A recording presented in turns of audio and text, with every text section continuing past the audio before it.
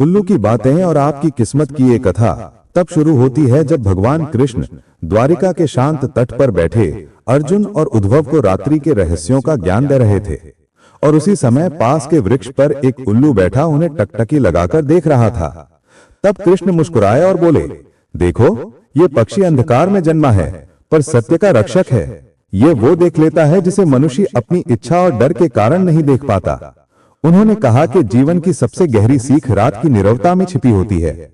और तभी पास में खड़ा एक चरवाहा बालक आदित्य पूछ बैठा कि प्रभु, लोग उल्लू को अशुभ क्यों मानते हैं?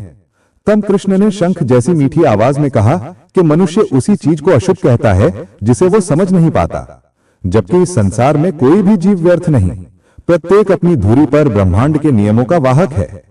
फिर कृष्ण ने अपने वंशी को उठाया और बोले, उल्लू की आंखें भाग्य का मार्ग दिखाती हैं, क्योंकि भाग्य प्रकाश नहीं, समझ की चीज है। और इसके साथ उन्होंने एक कथा सुनाई कि कैसे जब वे बाल्यकाल में गोकुल के जंगलों में जाते थे तो एक बूढ़ा उल्लू अक्सर रात में उनके पास बैठ जाया करता था। और जब भी कोई संकट आने वाला होता वो पहले से चेतावनी देता।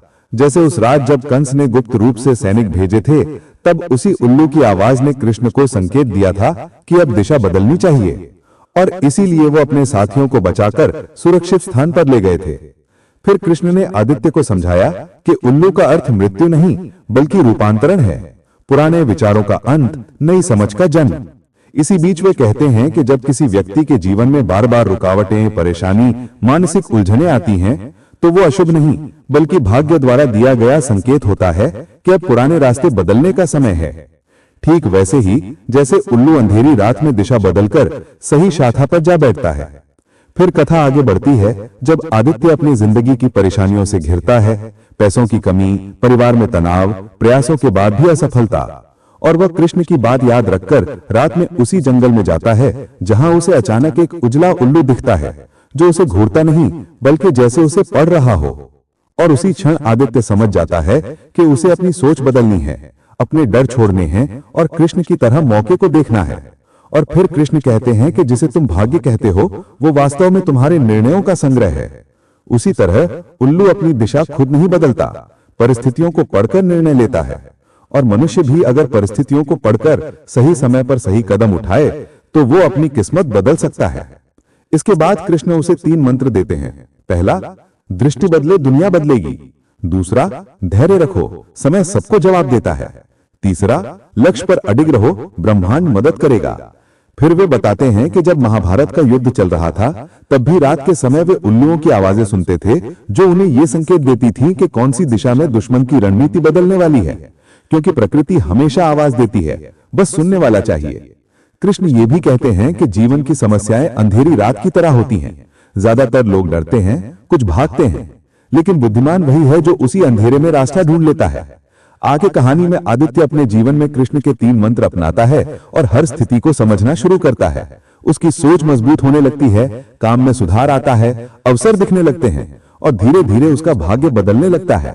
और एक दिन वो कृष्ण के पास लौटकर कहता है कि प्रभु, मेरी किस्मत सच में बदल गई।